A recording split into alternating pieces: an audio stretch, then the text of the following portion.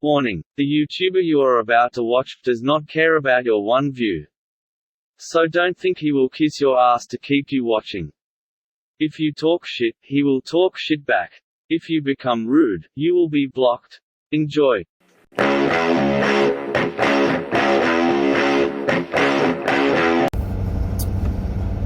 Alright guys, it's Monday morning. I found a load Friday picking up in Tifton, Georgia, which is about 30 miles down the road, going to Macon, Georgia, which is about 100 miles down the road. It's actually for AT&T, which is kind of funny because, as you guys know, I used to work for them. Well, DirecTV, then AT&T bought them out. Paying $550, so $550 for like 130 miles with Deadhead. So, and that's going to get me up closer to Atlanta. Now, I fixed all the lights on the trailer, the wiring on the trailer over the weekend. We built the bed. Oh, I brought Nola with me. Completely redid the bed. What else did we do? We did transmission, transfer case, all new diff lube. What else did we do? We mounted the winch. I cleaned my air filter. I dropped that toolbox. That toolbox has dropped down a little bit more now. I feel like there's more. Forgot to plug my dash cam in. Anyways, so I hooked the truck up last night. Made sure all the lights were working and everything. Everything was good. I get up this morning and start the truck up, and it says trailer wire fault. And I'm like, what in the world? I go around, I check all the trailer lights, everything's working. Like, that's kind of weird. Go inside the house, grab my coffee and everything, come back out, and the light's off. Okay, that's even weirder. Well, I go to do my brake check before I leave, and the trailer brakes aren't working. I'm like, I didn't even touch the trailer brake wiring, you know? What's going on here? So what I'm hoping's happening is a lot of times the trailer uses your ball as a ground. And sometimes it takes you turning a few times for that ball, because I grease that ball every time. It takes a couple of times for that ball rubbing in that cup of that trailer to get a good ground, you know? What's weird is the lights were working, but the trailer brakes weren't. So, but every once in a while it would work. So I'm going to run down the road here. I might be doing this Tifton to Macon load and coming back and fixing these brake wires. I don't know what's going on. It's driving me nuts. All the lights are working, but now the brake wires are messing up. I have no idea. This trailer and this truck has been a nightmare. If it's not one thing, it's another. Alright, so update. I just dropped my trailer off at the house with my dog. The trailer brakes are just randomly working and not working. So I'm going to shoot over here and grab my buddy's trailer and borrow it for the day. I'm going to go make that load and I got to come back. I don't know, like I said, the way that they have those square tubes that the fucking wires run through is idiotic. So I'm probably gonna have to buy all new wire again. But what doesn't make any sense is I didn't touch the brake wires. So I have no idea why the brakes would... I've been having trouble with my brake... trailer brake deal in the truck. Sometimes when I go to like advance it to give it more brake, it'll go down. So I guess when I hook up to my buddy's trailer, I'll know if it's the brake. God, I can't even. I'm so fucking pissed off right now. The brake thing in the truck, or if it's that fucking piece of shit trailer. All right, so it's called the brake controller. Amazing how your brain will work when you calm down a little bit. But we're hooked up to my buddy's little baby trailer. 30-footer. It's a baby trailer, John. Thanks for letting me use it. Anyways, about 10 minutes from pickup. I've got Lita on the phone calling DOT right now. Everybody keeps telling me to register my old Big Tex as homemade. I'm going to find out if we can actually do that. I just ordered all new wiring for the trailer. It'll be here tomorrow. If I get home and I can see what the issue is, I'll just go ahead and fix it and we'll rewire it when we get back. Well, depending on what DOT says. If DOT says I can run a home-built trailer, we're running my Big Tex. If not, hopefully I can figure out what the problem is. All the brakes and stuff are working fine on this Big Tex. So there's something going on somewhere with the wiring on that trailer. Kept popping fuses. I don't know what's going on with it. Is it popping fuses because there's something wrong with the trailer brake wire now? Because I replaced everything but it. Maybe it's rubbed through somewhere and it's grounding on something.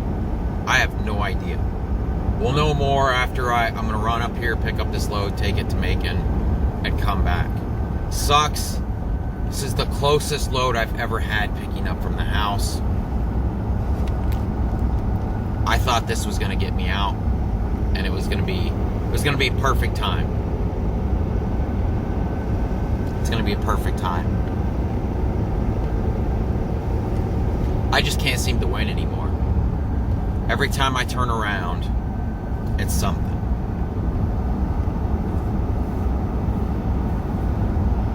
So, I don't know. We'll see what happens. Alright, so we are at the AT&T lot in Tifton, Georgia. Been here for probably 30 minutes now. The number on the Raycon is disconnected, and nobody here knows anything about something supposed to be getting picked up going anywhere. So I've called the broker. Broker's supposed to be checking in on it. Not a clue, you know. This broker called me this morning talking about, you know, you make sure you get there early because they need it. You know, they need it the same day. Hurry, hurry, run, run. And then it's such a big hurry that nobody knows anything about it. So I don't know. Who knows? I'll let you guys know as soon as I know.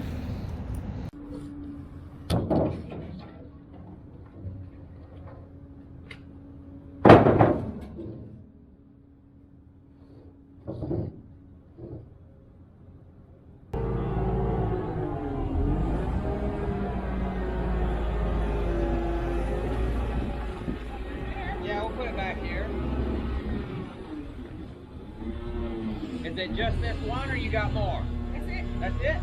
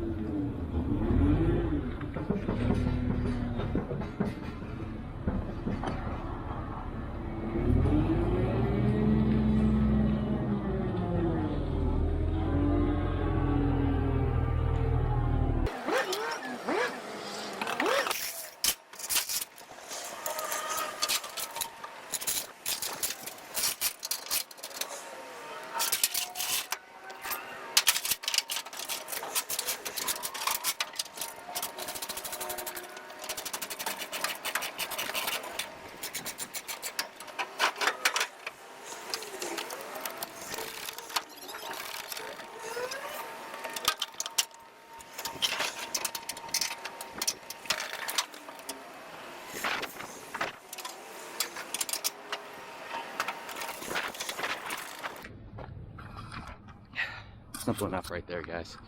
2,300 pounds, probably not even that. Yeah. All right, they need this thing dropped today. It's not quite center. I don't think it really matters. So I'm gonna hit the road.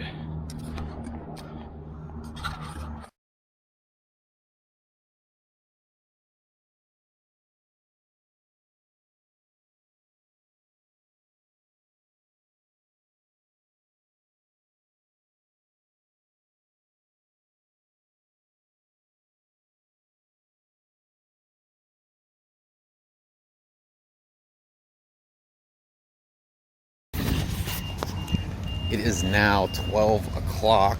We've arrived at the second AT&T location. Like I said, it's funny that these companies act like it's a big hurry to get this stuff, but then when you show up to pick it up or drop it off, nobody has any idea about it. So they're about to unload me now. Let's get this unloaded, and I'm gonna shoot home and see if I can't figure that trailer out. There it goes. Get these chains up, and we're going back to the house. All right, we are headed to the house. That's probably the fastest money I've ever made. What I started 9:30 this morning after swapping out trailers. Dropped off at, it's now 12:27. Got 2 hours to get back to the house. Pretty sweet. It's one of them unicorn loads though. Hard to find. So I've ordered all new wire, all new connectors, all new everything for the trailer. Won't be here till tomorrow sometimes. My FedEx driver and my UPS driver and my mailman, they like to deliver things at my house like I'm the very last house for some reason. It's like they know I'm expecting car parts or something that I'm excited about. They're like, we're gonna make this motherfucker wait. So, like I said, if I can see the wiring problem and fix it, then we're gonna fix it and keep going. If it's something that we can't see, I'm gonna go home and cut those square tubing off down along the trailer frame. We're gonna cut that off. We need to get over because this is exit only. We're gonna cut that off, and we're gonna run that big fat black wire like we have on the Big Tex. I haven't heard anything back from Lita if we can use that Big Tex as a home-built trailer or not. I have a lot of you guys telling me that you guys run home-built trailers all the time, or registered as home-built trailers all the time, and you guys don't ever have any issues. I don't know. We will see though. Hopefully it's something simple I can get fixed on the trailer and move on, because we didn't we just swapped the insurance over to this new trailer. We didn't put insurance on the Big Tex, and we didn't renew the tag because we didn't think that we would be using it anytime soon. So even if DOT says, yeah, you can do it, I still have to go through and do all that stuff still, as, you know, go get another tag for the trailer and deal with that mess. So, see you when we get home. All right, guys, it's now Tuesday morning, about 9:30. Our internet's not working, so I was out there checking the pole. I recorded this last night, but you guys couldn't see it, so I don't want to put you guys through that terrible footage. Anyways, we was out here till about 8 o'clock last night. So yesterday my buddy came over. So yesterday when we went to go deliver that load, the lights kept popping and fusing the truck, and the brakes weren't working. So I borrowed my buddy's trailer, ran up there, did the load, and came back. Came back, thought we figured out what the issue was. The LED lights that we bought at Walmart, for some reason, was shorting out the running lights. So, did away with those. All the lights came on. Everything looked like it was working great. Alright, so now we had to run up and get a new license plate light.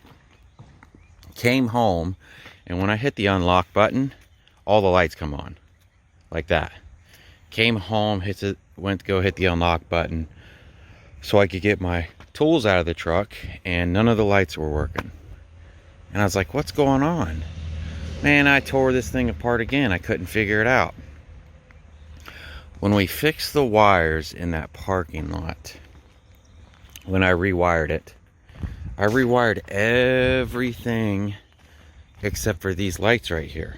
I ran out of clips on these lights. Well, those are one of the things that I fixed when I was home. This isn't the trailer manufacturer's fault either. This is whoever put these ramps on for them. Because you can see that these welds are different. And I got to looking in those square little stupid tubes that they put on here. That tube is back here. So I went to go replace the wire in this tube because I noticed that it was ohming out to the frame. So basically I would unplug the pigtail up here, the brown wire, which is the running lights. If I would take my meter and I would touch the frame and I would touch the wire, it was showing that it was ohming out. Basically meaning the brown wire was touching somewhere. Well, what they had done is they ran this wire, the positive wire that came from that, underneath of these boards over the metal frames, and then threw that tube back that way. And that's where it's been rubbing on one of those frame rails. So that was the problem the entire time, was this wire right here. And because when I was in the parking lot and rewired this, I didn't have enough clips for this, it seemed like it fixed the problem. Actually, there's the piece of wire right there. I'll show it to you guys. So, what a mess. And then the brakes weren't working because they used these house nuts. Let me see if I can show you guys. I need to get under here and solder these things before I leave, if I find a load today. They use these house nuts. See those house nuts right there? Basically, you stick a couple of wires in there and you keep twisting it. Well, on this front axle, there's 4 wires that go in there instead of 2 like there is back here, because it jumps from the wires here back to there and it runs back that way. Anyways, one of those wires came out of the wire nut and was being grounded on the frame. So that's why the electric brakes weren't working yesterday. But this this wire up here, I left this out so I could show you guys. This is right here.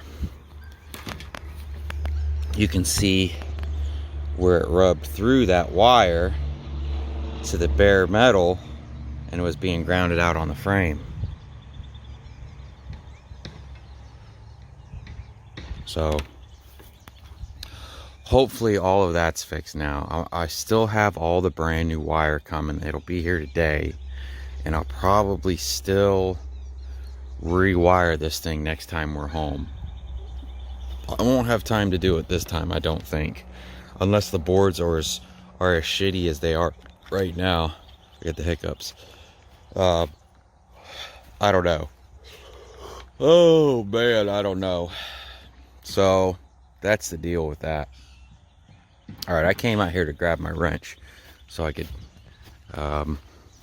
check my connection up there and see if I can get my internet working. All right, so we got partial number 1. Picks up in Moultrie, Georgia. Goes to New York. I think it's 1,100 miles, 4,000 pounds, 16 feet. I got 1410 on it, I think. That's what it's paying. So we're gonna go pick that up, and then we're actually gonna come back to the house for the night, because it's like 2 o'clock in the afternoon. So yeah, we're gonna go pick this up and I'll show you guys what we got.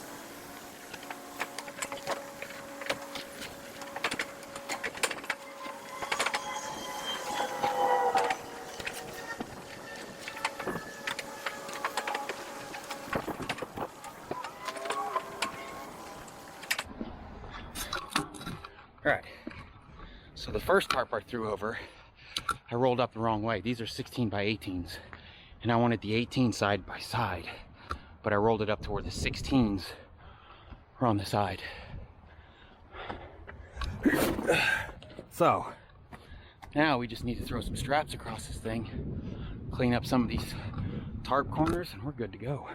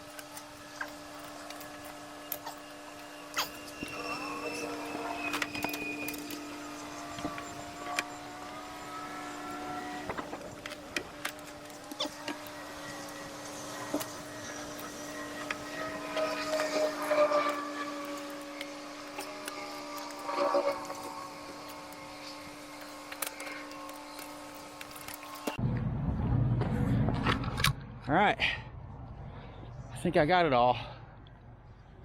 I'm pretty happy with it. I think it turned out all right. One more walk around, make sure we didn't forget anything. Let me grab a couple of bungees. If you guys notice me picking up a bungee and then throwing one down and picking up a different one, I have two different size bungees now because I accidentally bought a different size, which is kind of nice until I won't be able to tell them apart. I need to throw one right here where the strap is.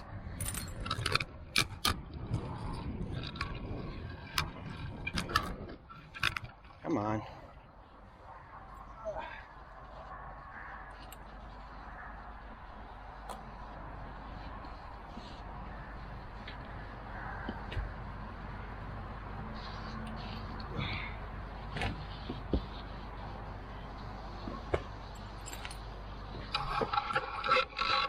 All right, so they had this listed as 30 feet, 4,000 pounds.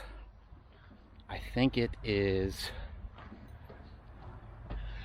17 feet, and the BOL says 3,000 pounds, like 3,200 something pounds.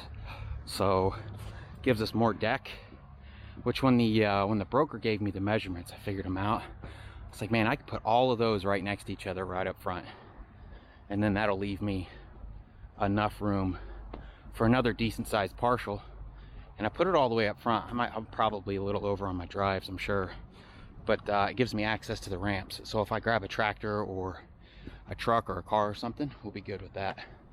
So let me I gotta strap this blue tarp back down. Man, these Georgia bugs, I can't believe they're out just eating me alive already. Let me clean up this mess. We'll hit the road. We're going back home. All right, guys, it is Wednesday morning now. Still got that load on the back there. Just grabbed a load going from Lexington, South Carolina to Pennsylvania. It's along our route. The pickup and the drop-off's along our route. Got $1 a mile on that, so it's like $600 for 600 miles, but it's only 5 feet, 2,000 pounds. So that's going to leave me with 3,000 to 4,000 pounds, and we'll have, I think I measured this last night, it was 23 feet. So we'll have 18 feet left.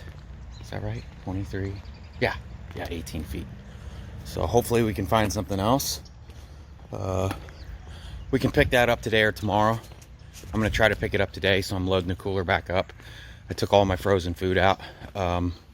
Did I mention there's a guy named Chris Anderson that watches the channel, and he talked me into getting a let me see what it's called here. Oh, it's one of these little things you plug in and it cooks your food. Let me see what it's called. Hot Logic Mini.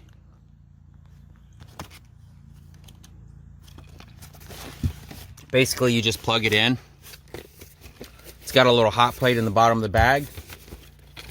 It's supposed to cook your food and then keep it warm for you, and it's never supposed to burn. I don't know.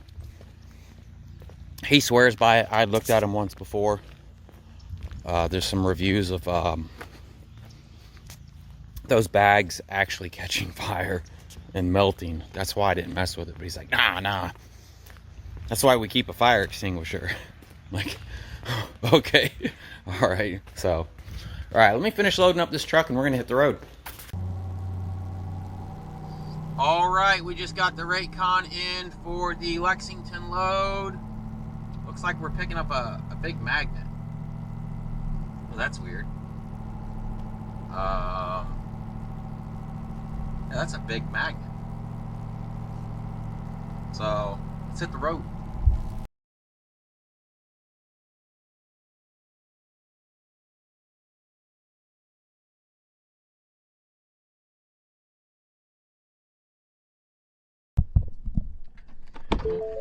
All right, guys, I keep seeing hotshotters using their debit cards still at these truck stops. All right, so I'm in Ashburn, Georgia. Right now it's $2.65 a gallon. But if you would just get a fuel card, I am paying $2.46 a gallon here at this Circle K. Look, see, Circle K, $2.65, $2.46. What are you doing? All right, so it is 3:15 now. We just made it to our pickup in Lexington, South Carolina. I think we're picking up this magnet right here. That little bitty magnet on the ground right here. I think what I'm going to have them do is put it all the way on the back here, and I'll move it forward if we find something else. Being that it's on a pallet, I might be able to just take the 2x4 or something. I can't use the winch to pull it forward because we have a load in the way. Yay! Anyways, I think that's a little heavy on the drives, so I'm going to have them stick it all the way back here. I think he went to go get a forklift. So that's the plan. All right, there it is. I didn't get any footage of it being loaded. I mean, how boring is that, right? You guys didn't need to see it get loaded, right? They just stuck the forks through it with a forklift, came up and set it on the trailer. We'll show you how we chained it down, though. Came frontwards with that chain, and then backwards with that chain. So, chain wraps around these knuckles here. Nothing too crazy. Like I said, it's supposed to be 2,000 pounds. It's supposed to be 5 feet. I guess technically it says it's a 40-inch magnet. Maybe it's just a 40 series magnet. I don't know, that might be 40 inches, huh? Alright.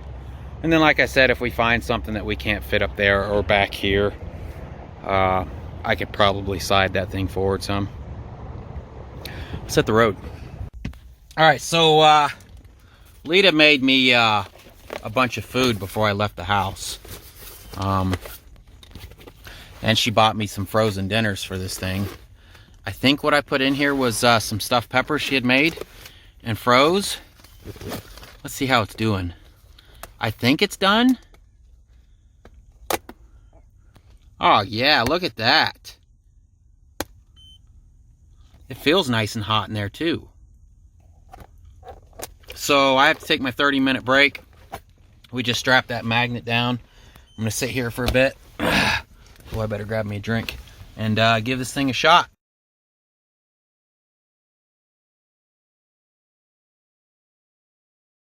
All right, guys, first night in the truck. We're actually at a rest area alongside the shoulder. I stopped at a truck stop earlier, but all the spots were taken up. But I don't know if I showed you guys, I had my iPad set up the way I did, so I can lay here in bed now and watch TV. I didn't bring my dog, but I've got my laptop down here, and now I can put all my laptop, or I can eat up here, and I can edit my videos up here or play video games or whatever. And we've got all this room. It's like a nice little hotel room in here now. So this is awesome. But we're heating up some food in the, we're going to call this the Chris Anderson oven. I don't even remember what we put in here, but those stuffed peppers that Lita made were on point. I still have one more of those I was going to eat, and then I threw one of these in that Lita picked me up. Chicken Florentine, whatever. Pretty sure it's done. And you just throw it in there just like that, with the box in there just like that. And it's got a little heating pad down in there that heats it up. So microwave 4 to 5 minutes. Yeah, I mean, it feels pretty dang hot, so I'm sure it's done. So I'm gonna get to eating on this and do some Netflix and chilling. There you go. Like I said, this is it.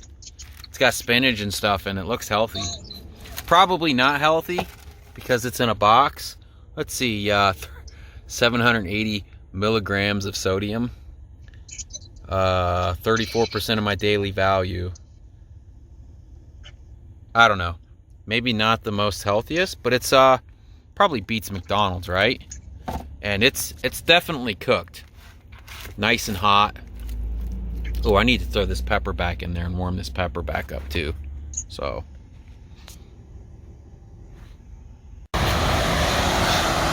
Alright guys, it's now about 7:30 in the morning.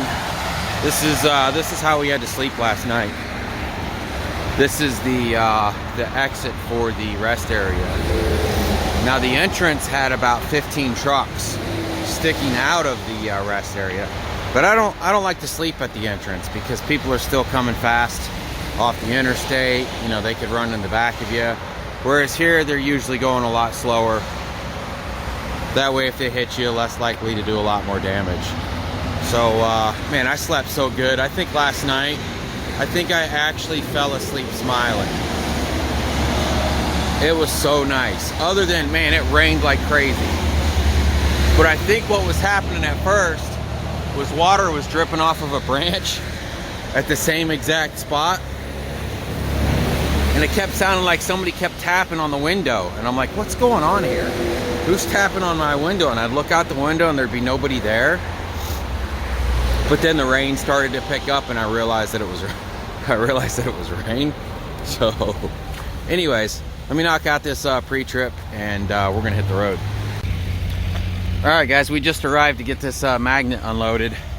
I don't like that they had me pull back here through all this bull crap, because if I get something in my tire, I'm gonna be pissed off. And somebody will be paying for it. As soon as I pull out of this place, I'm gonna look, and if we have anything in the tire, something will be happening. I'll be contacting the broker or one of these guys, because they didn't tell me it was gonna be at a junkyard like this. Let me find my gloves and get this thing unchained for them.